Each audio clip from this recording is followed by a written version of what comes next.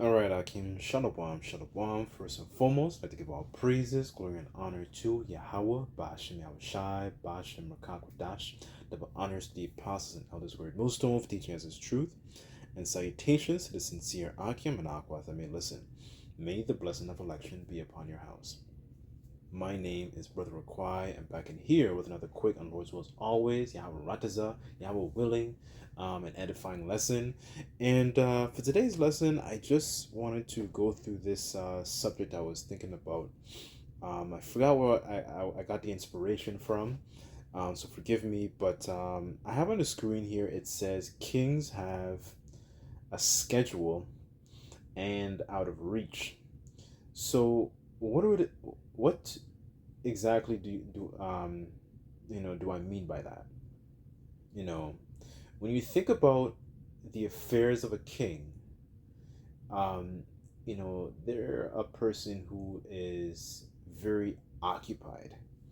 They are the type of person that handle different affairs in regards to what's going on in their nation, in regards to what's going on in the matters of their people, their own surroundings, and they're learning and actually, and another thing as well, they're also equipped with a team of people who are essentially pouring in their own expertise, their own wisdom, their own, you know, areas of their domain essentially to be able to even to continue to advise that king.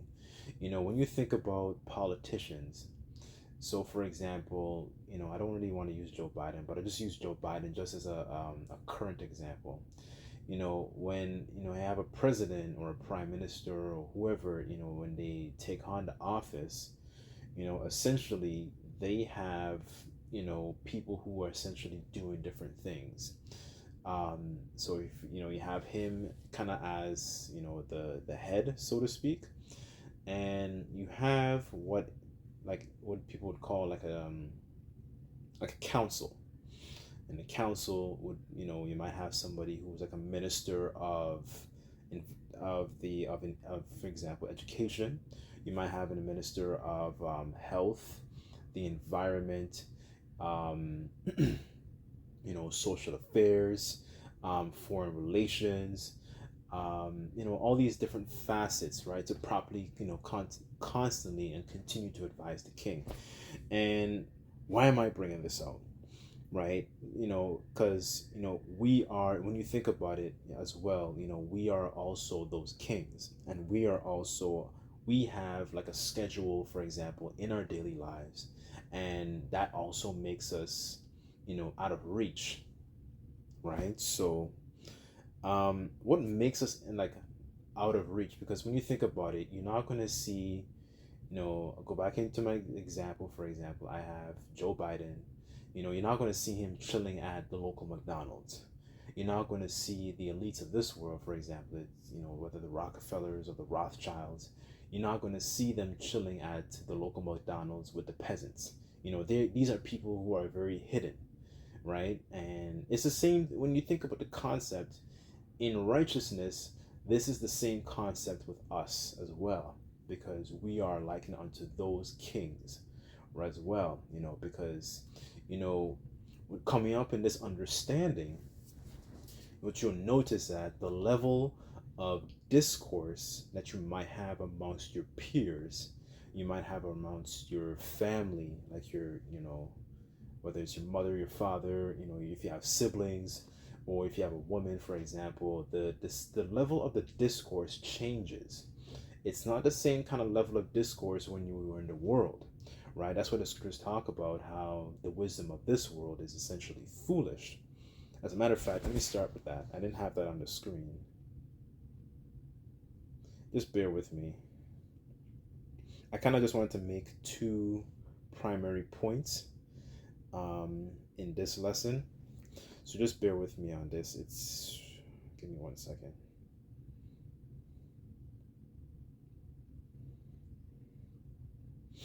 Okay, this is 1 Corinthians 3.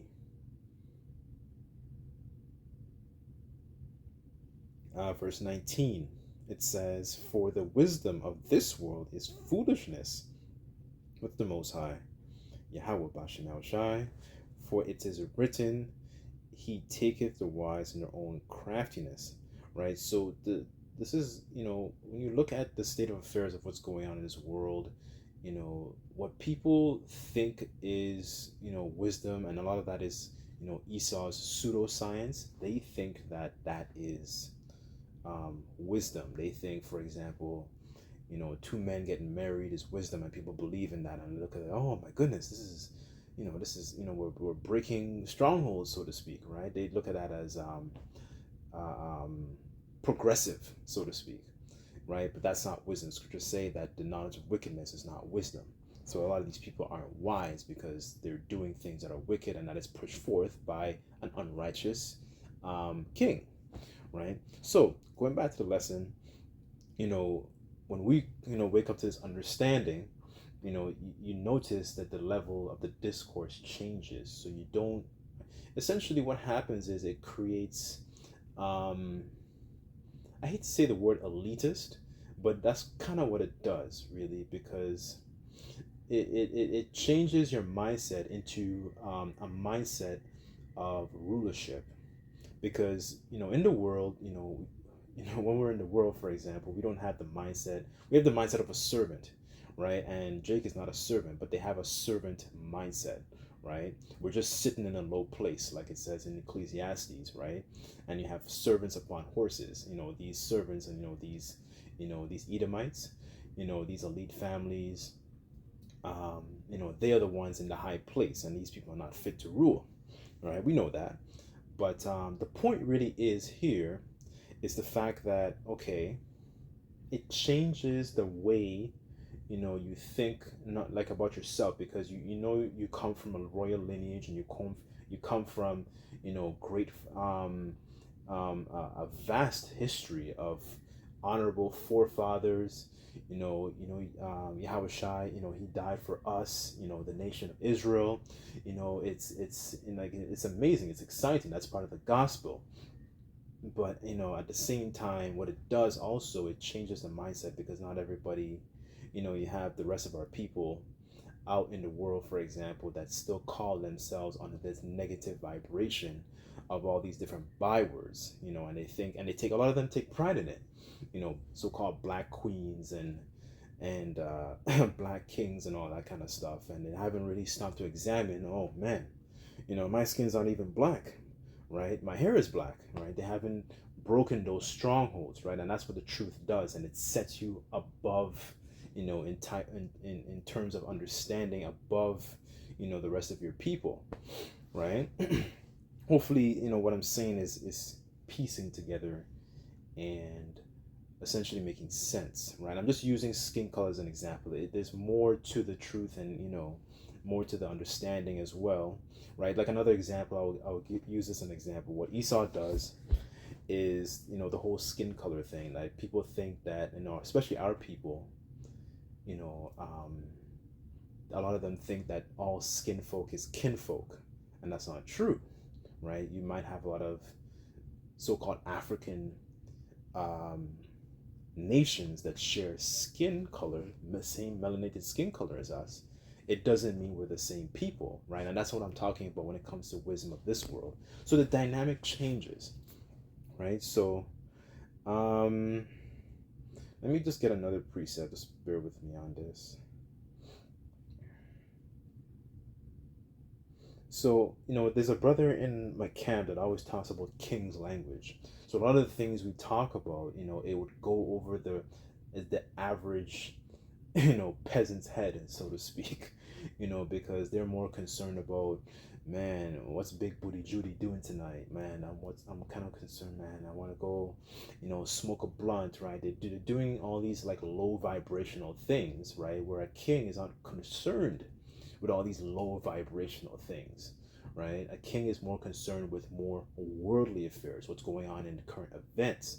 More concerned about, especially for us, we're concerned about, what's the times that we're living in, learning more about our own history, learning more about the ways of our forefathers, being more righteous, so on and so forth, right? We're more concerned with a lot of these things, because these things, keep us close to Yahweh Shai, you know, and essentially, it keeps us close to the Lord. That's what I'm trying to get at here, right? So I had a precept in regards to the king's language and being amongst brethren, right? As a matter of fact, I have two, so just bear with me on this. It says,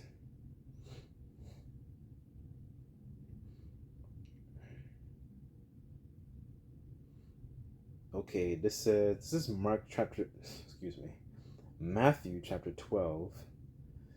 um Okay, I'll start at verse 46, but the point, I'll just read down to the end. And it says, change the relationships. And it says, while he yet talked to the people, behold, his mother and his brethren stood without, desiring to speak with him. Verse 47, then one said unto him, behold, thy mother and thy brethren stand without, desiring to speak with thee. But he answered and said unto him, and told him, Yahushua speaking, who is my mother, who are my brethren?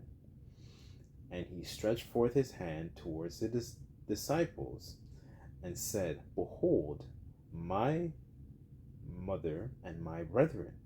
Verse 50, Yahushua speaking, it says, for whosoever doeth the will of my Father which is in heaven, the same is my brother and sister and mother, right? So it shows the difference here, because um, not everybody is doing the will of Yahweh Bashim Shai. Not every, your family does not have a healthy fear of the Lord. A lot of them are not in that mindset of actually trying to please the Lord, trying to repent, trying to actually, seek the Heavenly Father while He may be found, right? And it just shows you the difference. And then because a lot of people are not doing those things, it creates essentially, I don't want to say a friction, but it creates a separation. That's probably the best word I can use, between you, because you have a mindset that's more of in the heavens, rather than having a mindset of a bunch of carnal things on earth. Like if you talk to a lot of you, whether it's your family or it could be old friends in the world, the conversation is not the same. It completely changes, because your mind has been essentially brainwashed in righteousness, because you're not focused on the carnal things of this world, right? The lust of the flesh, the lust of the eyes, and the pride of life, right? Like it says in First John, you're not focused on a lot of these carnal things, right? We're focused on heavenly things, storing up treasures in heaven, right? The Lord has mercy upon us in these times, right? The things that especially like in the kingdom of heaven, and the things that we'll be able to do, right? You're focused on a bunch of these things are to come, right? Because the scriptures say that we have no continuing city, but we seek one to come, right? So that's one of the points I wanted to touch on in regards to it's essentially, it's an elitist mindset that that is being cultivated with this understanding. And that's another thing as well. When you spend time with a lot of these people in the world, and it's something that's noticed over the past like 2 weeks, I was talking to my elder about this, and I brought out this precept, and I read the precept to him, and I read it was Sirach. As a matter of fact, I'll read it just for edification's sake. Where is it?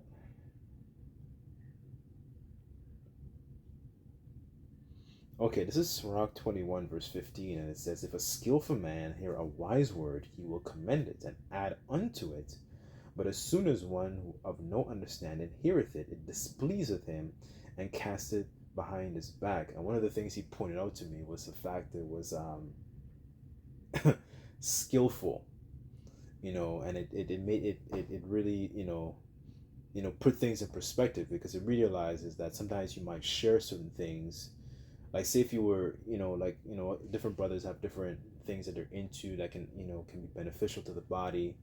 Like for example, for me, I've been researching the a little bit more about the land Sabbath, like in agriculture is known as land fallowing, and just going into the ideal nutrients that's needed for soil growth and all this kind of stuff to be able to nurture proper crops. And Esau doesn't keep the land Sabbath; he does something called monoculture.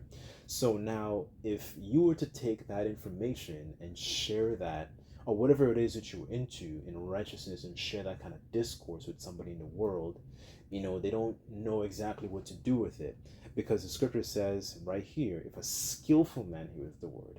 And it just shows, and it goes to show that a lot of these people are not skillful. A lot of these people that you might talk to on your daily, day to day, and that includes your own family members, just putting it out there, are not skillful. They don't actually understand their power. They don't understand who they are. They don't understand their culture. They don't understand even what's going on in the world, right? They don't understand a lot of things. They're in gross darkness, like it says in Isaiah. So it shows the separation in discourse. It's only so far you can go with certain people in the world, right? You might maneuver, exchange pleasantries, and you move on, right? So what it does, the knowledge does, is keeps you in that king-like mindset, right? And and it starts with the mind, really and truly, right? Right, and it shows that a lot of these people are not skillful. When you talk to them, a lot of their conversation is vexing and it's folly, right? That's why you don't want to talk to them. Like it says in I think it's Peter's, that talks about the vexing conversations, right? Because a lot of their conversations are vexing, right? I remember I had a guy, not to go too off topic, but I was doing some work in my office at work, and he came in and he began to, like, he was like, yo man, you gotta watch out, you gotta watch it was Bad Boys, the new Bad Boys movies, it's coming out, Will Smith and Martin Lawrence, bro, it's hot, right? And I'm thinking to myself, what's wrong with you, bro? I didn't say that, but I was thinking it, right? Right, you see what I'm saying? This is the point I'm actually trying to get at, right? And I'm sure you brothers and a few sisters that may listen have similar situations of things. They may not understand of what's going on in current events, or even take an interest in trying to understand of what's going on in current events, right? They're not skillful. Okay, so I guess the other portion I also kind of want to focus on, because our mind are not focused on a lot of these things that the people are focused on. So what I want to do, as a matter of fact, let me read this next precept. It just came to my mind.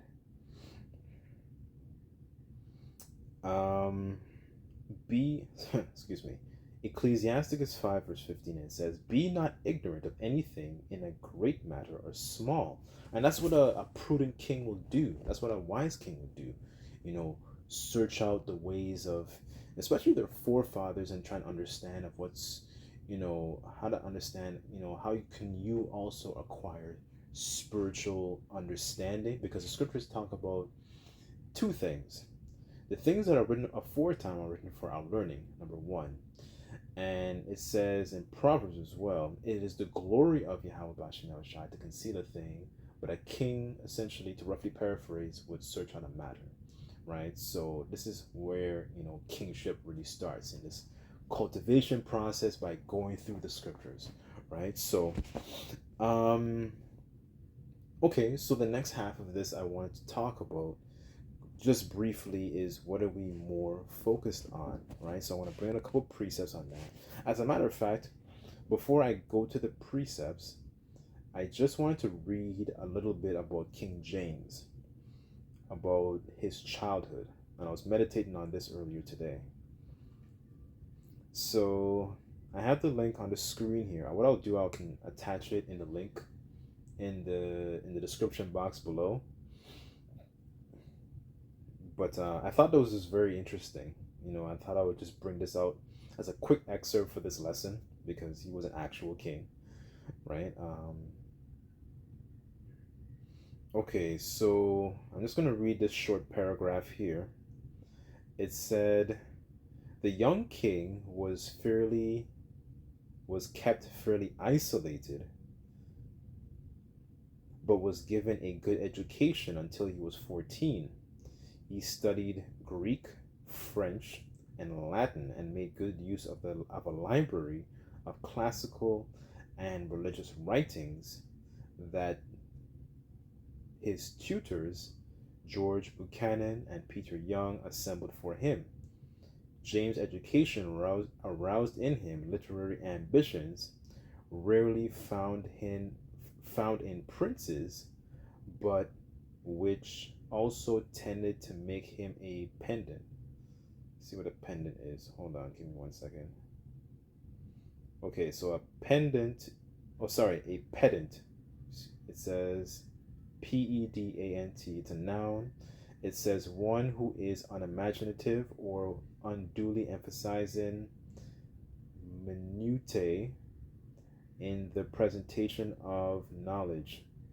Okay, so it says one who makes a show of knowledge, a formalist or a processionist in teaching, right? So the point really is what I wanted to get at is the fact that him being at a young age, he was more occupied in and being groomed essentially for kingship, for rulership, for understanding worldly matters, right? He's going to the library, and if you think about it, essentially what he's doing is the same thing we're doing because we constantly going through the scriptures, studying to show ourselves approved, and we're constantly occupied in what's going on in the world. So what I want to do, let me get a couple precepts on that. I didn't want to make the lesson too long, but let me just because one of the things, the points that was made was the fact that he was very isolated, and it's the same thing when you really think about it as well. It's the same thing with us. We're very isolated. We're isolated from the people of the world, right? Because the people don't, they might be curious, they might be mysterious about, knowing about more about who we are as a people, like who you are as an individual, so to speak. But at the same time, we're not dwelling with peasants. We're not dwelling with these parasites because it's really what these people are. These people are really and truly parasites. They're just looking to essentially drain you of your energy, so to speak, right? Of course, you deal with them accordingly. Not saying scriptures talk about being peaceable with all men, right? You're not going to go to work and essentially be a tyrant. You're not going to be a lion in your house either. But at the same time, you notice there's a separation between you and them. So let me just go back to Sirach. Just bear with me on this.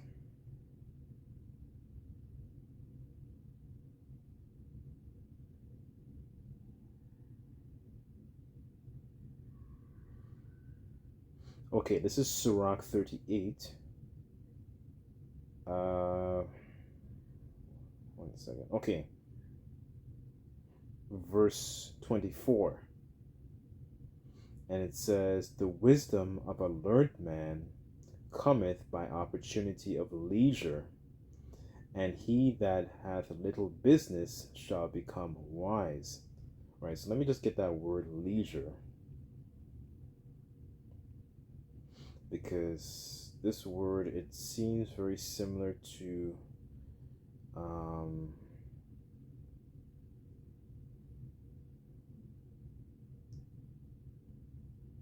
the word, there's a verb in French called lire, which means to read. It says, okay, so this is leisure in the etymology. It says free time, time at one's disposal, opportunities to do something, chance, occasion, opportune time, It says capacity or ability, freedom to do something, permission, spare time, free will, idleness, inactivity. So essentially, it's the ability to actually do something. And what do we do with so-called free time, right? We stay productive by studying, watching videos, making lessons, reading. For me, I like to read different you know books about the dark ages. That's just me personally. Other brothers have their own things that you can add to the body, but it's filtered through the scriptures, obviously, right? So I'll read that again.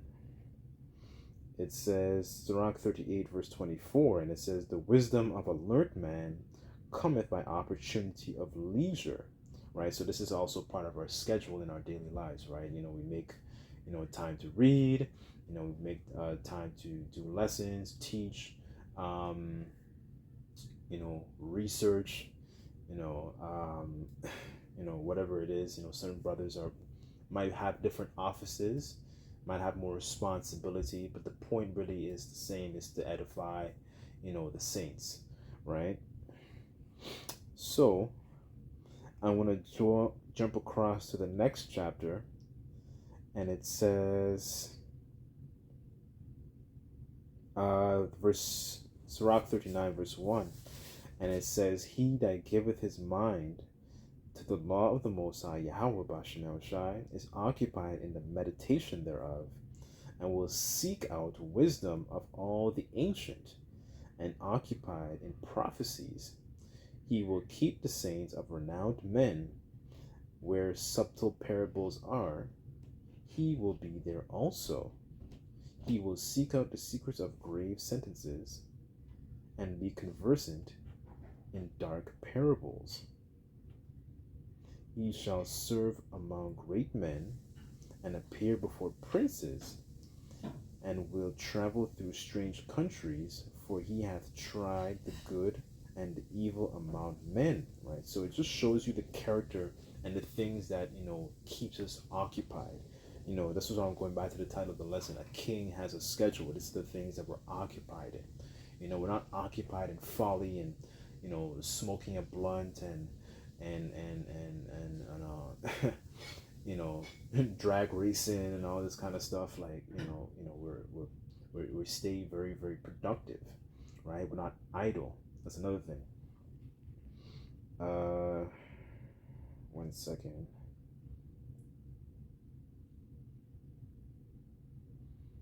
Sirach 33 verse 27. Send him to labor, and he be not idle, for idleness teacheth him of evil. And that's true. We have a saying in the Caribbean, the idle mind is a devil's workshop. And something I was also meditating on recently was that in King James's time, he had all these, like, he was able to be able to speak all these languages, at such a young age. But then when you look at like our people today, like how many of our young women and our young men actually have the capability to do that, you know, and then and that's the irony too, because in this time we have access to a lot more information, but ironically we also have access to more pleasure. So when you think about, like, especially in Babylon, like there's pleasures every goddamn where, right? So it's just very interesting in the time that we're living in, right? So let me actually just get this account, because I didn't bring up this account with being out of reach.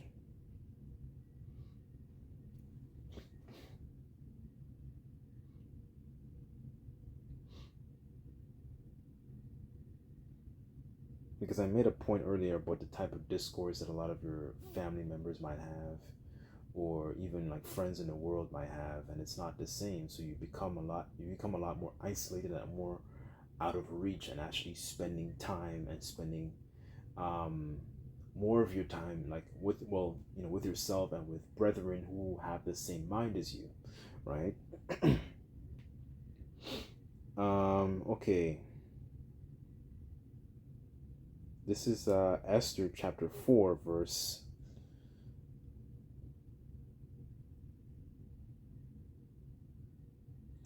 Bear with me 1 second.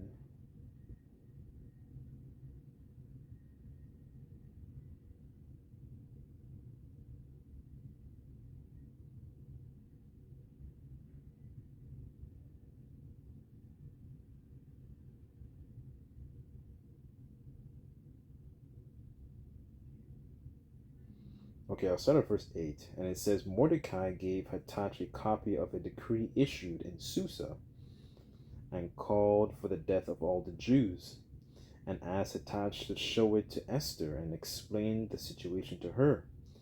And he had also asked Hathach to direct her to go to the king and beg for mercy and plead for her people, right? Because, if you go back in the story, essentially, Mordecai did not bow. He didn't bow down to Haman, the Agagite, right? And essentially, he was kind of like trying to front all this money and to destroy our people. Um, it says, verse 9, so Hathach returned to Esther with Mordecai's message. Then Esther told Hathach to go back and relay this message to Mordecai.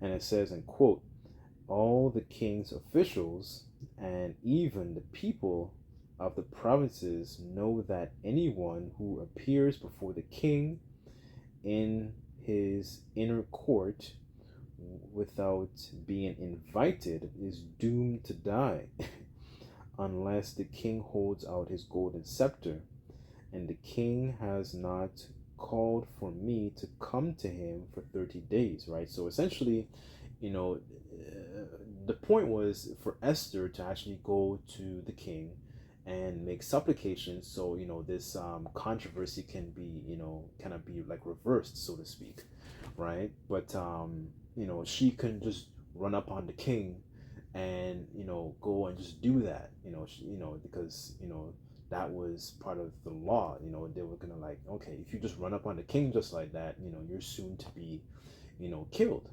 right? And I'm only bringing this out in this, just to extract the point of, people just can't um, be around you just like that, because a lot of these people who want to, they might want to, I guess know more about you. People essentially have to be proven. A friend has to be proven, right?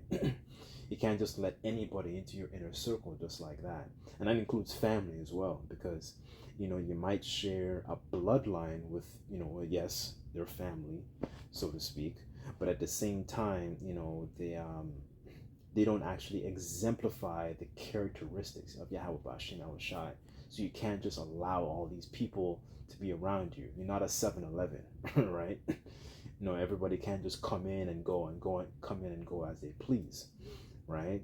And it just breathes an air of royalty, rulership, conduct, because a lot of our people know in the spirit that they are kings, but they just don't conduct themselves as kings. They conduct themselves as degenerates. So, anyways, that's kind of the point I want to touch on. I really sincerely hope this all pieces together and makes sense. Something I was just meditating on for the past few days. But I sincerely pray and hope that this was edifying. I just like to give all praises, glory, and honor to Yahweh Bashim Yahweh Shai. Until next time, I say Shalom.